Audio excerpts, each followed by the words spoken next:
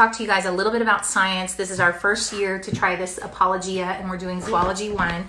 We just finished up our first unit, and I really kind of had a goal to do it in 1 week. So for us, that's 4 school days. So I kind of want to share what my goals are and then what we actually did, so that maybe if you're thinking about what science you want to do, or if you're using the same one, if you kind of want to just bounce ideas off together or whatever, that's what I'm here for. I just like to share what we do, and I love talking to you guys about this kind of stuff. So that's my plan for this next set of videos.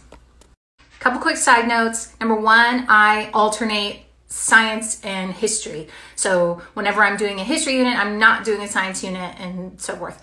That's just what really is comfortable for us. We like to deep dive into the topic that we're learning, and it's easier for me to balance. So that's been working great, and I'm going to continue to do that. I've tried to do both. It doesn't work.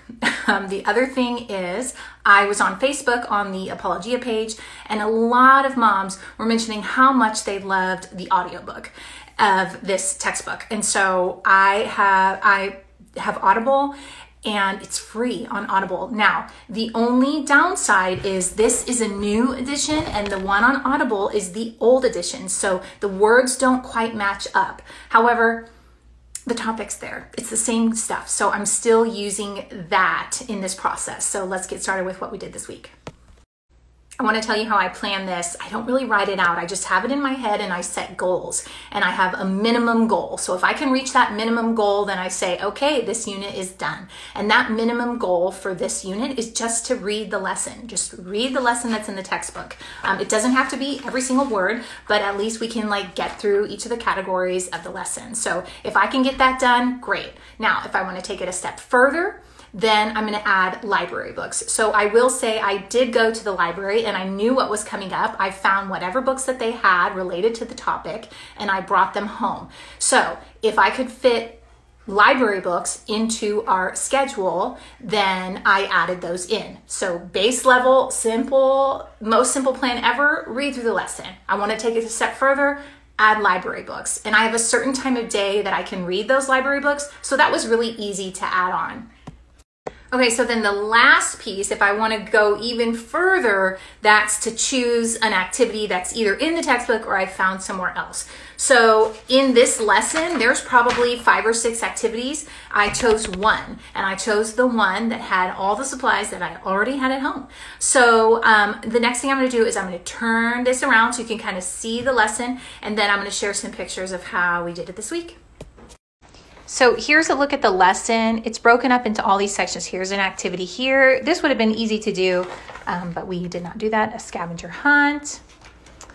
So we're talking about classification, and I didn't really find a lot of books at the library about that, but I didn't let it bother me. More activities. Instead, I just focused on what I could find at the library, which was stuff about, here's an experiment. This is great. They have experiments already in here. We didn't get to any of them, but I can always go back. I just didn't have the supplies. A couple of my kids actually did this on their own, which was nice. So technically we did 2 activities. But here, habitats and camouflage is in here, and that's what I found at the library. So that's what we focused on because that's what was available.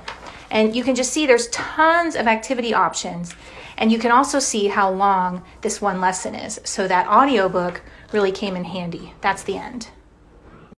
So how do we fit this into our day? I had an idea of doing the audiobook at lunchtime. So my kids love listening to audiobooks, and I thought it would be the perfect opportunity because they'd all be sitting there eating and we could listen to it. We probably made it through half of it at lunch, and I thought we would just keep listening to it throughout the week until it was finished.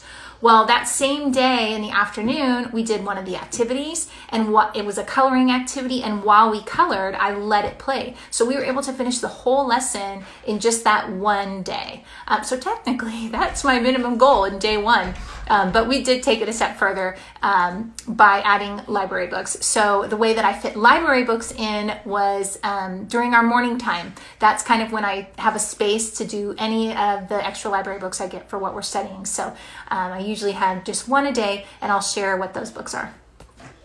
I shared this one earlier this week. I loved it because it didn't have a lot of text to read, and the kids were super engaged trying to find the animals in the picture. I went all the way to the end, but you could see that, they're kind of hidden in here, and then it tells you about each animal. That one was really great.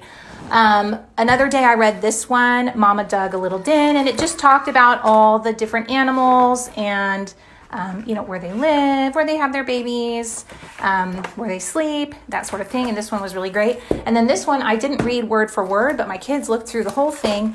And it's another just kind of looking for the animals. So it tells you about the animals, and then you try and find it. And they love this. And then these books, I only read with my little ones, Why Are Animals Red? These were just super easy, and I just found them in the nonfiction section, Animals That Hide. Easy to read to them, and they loved it. They loved looking at the animals. So that's really the breakdown of our week and what was in it. I think I'll post a slide here in a second of just what we did each day so you can kind of see it. And actually one day I completely skipped it. So technically we only spent 3 days on science. But I think the key for me when I plan science units and even history units is to set that minimum goal. What's the goal that I really feel I can successfully accomplish? And then there's kind of a lot less pressure. And then the next thing is, okay, what do I think would be fun to add? And then how do I want to make it extra?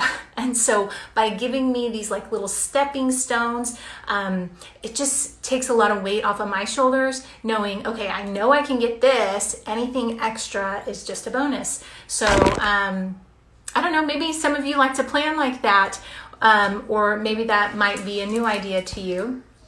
However, I just hope to share it here, and maybe it might be helpful.